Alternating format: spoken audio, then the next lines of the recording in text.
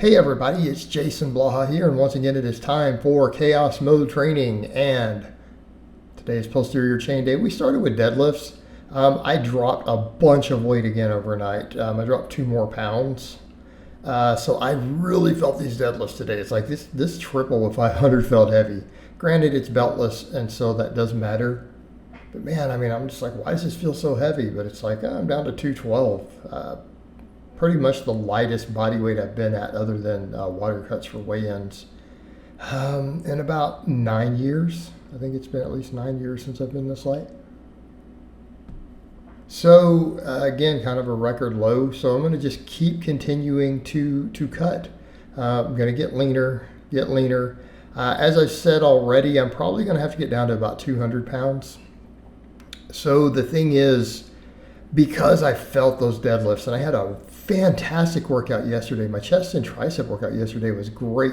Fantastic pump all the way through. Actually, my triceps and pecs were cramping later that day, particularly my triceps.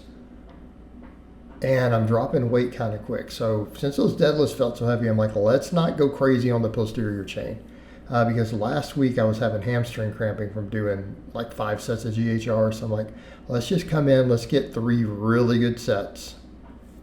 Right, 3 really good sets, slow, controlled, get it 3 or 4 sets of reverse hypers and, my ab work and call it a day. Also because I'm getting a crick in my neck. I guess I slept on it wrong this weekend. My neck has been really kind of acting up. So I'm like, I need to do a couple neck extensions because every time I do these, it sorts it, right?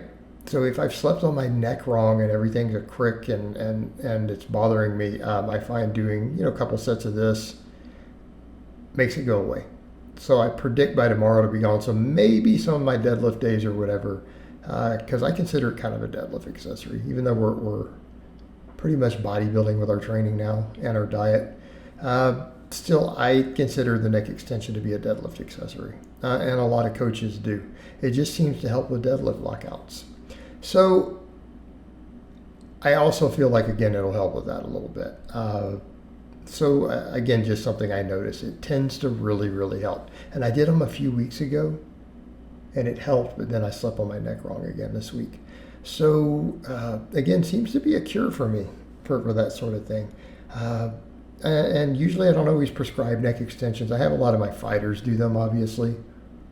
Contact sport athletes, but not always anyone else. Because people say things, well, big neck improves aesthetics. No, I don't see how that particularly does, to be honest. Especially if it's disproportionate. So it's kind of a strange point I've had a couple of people make. It's just kind of like even overdeveloped traps. If your traps are bigger than your delts, it'll create a problem. But yeah, of course, on that set, I didn't quite have it adjusted right. I had to readjust it. But yeah, I just did a couple sets of 12 with a 45. And yeah, it seems to be helping already. My neck is starting to feel a little bit better. The glute ham raise is something that's come up. People have always noticed my hip angle. I'm doing my absolute best to stay as upright as humanly possible. And it's just, it feels like I am upright, and that's the funny thing. So even when you see me start at the beginning, I feel like right there as I'm going down, I feel like I'm perfectly upright. I feel like I'm actually hyperextended the other direction. So it just is what it is. But the thing is, irrespective of what anyone thinks about the way I do these, I have big hamstrings.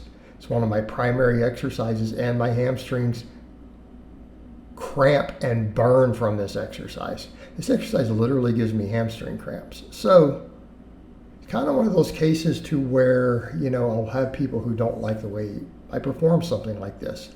And my response is, I have massive hamstrings, and this exercise burns so bad that it makes my lower hamstrings cramp the way that I do it. So what exactly is the problem? What's the problem? And I'm doing them very, very strict there now. And that actually makes it cramp even worse. Like I noticed that last week when I did them that way. I almost couldn't walk once it cramped up. And it was both sides at the same time. So I'm going to keep doing it. And just leave it at that. And people don't like it, that is their problem, not mine. Guys with no hamstrings don't like how I train hamstrings. Okay, we'll keep doing whatever you're doing that isn't working. All right, so reverse hypers, supersetted with hanging leg raises. I only did 2 good sets today because, man, I've been doing so many, and I do them every workout. So for reference here, if I'm doing at least 2 sets every workout 5 days a week, I'm getting more than 10 sets. Also, to answer a question I've been asked a few times lately, is this the only ab exercise I'm doing? Pretty much. For a while, a lot of times I would do high rep crunches every now and then through the week. At the moment, I am not doing that. And the reason I'm not doing that is because I'm doing so many of these. Right? I'm doing them 5 days a week. So again, there's not really a lot of room or need for other ab work. Again, I'm doing, averaging, I ballpark about 12 sets. About 12 sets a week of hanging leg raises done 5 days a week and doing all my training beltless. So I don't know that I need other stuff. To me, that's a lot. That's a lot of ab work to do through the week. Direct training of an exercise. But again, the perk, as I've said many times, it works my grip. So it gives me just extra grip training 5 days a week. It's great for my shoulder health, great for my shoulder mobility, flexibility, all those things which I need desperately. So again, it's just an all-around good exercise. And so yeah, it's all I'm doing because I get so many benefits from it.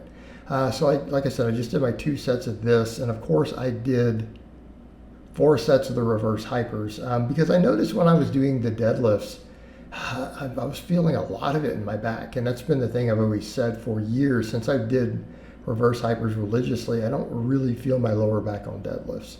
But it just felt kind of fatigued. It absolutely felt fatigued doing those deadlifts today. So I'm like, I really need to double down on making sure I'm doing plenty of these reverse hypers.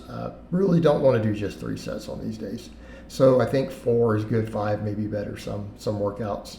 But I need that volume in for the low back.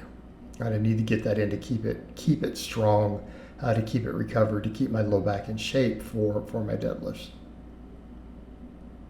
Because again, I don't want it to start becoming a weak link.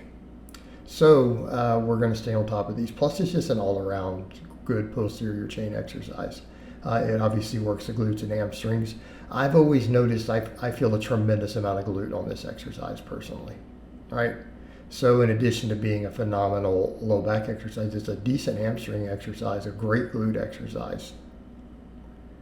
So again, it's something that I use a lot of. I get a lot of benefits out of it, particularly being in my 40s. I feel like it's pretty much a game changer for that demographic. All right, guys, but that's really all I have to say on that today. I hope it's been informative, and I'll talk to you guys and gals next time.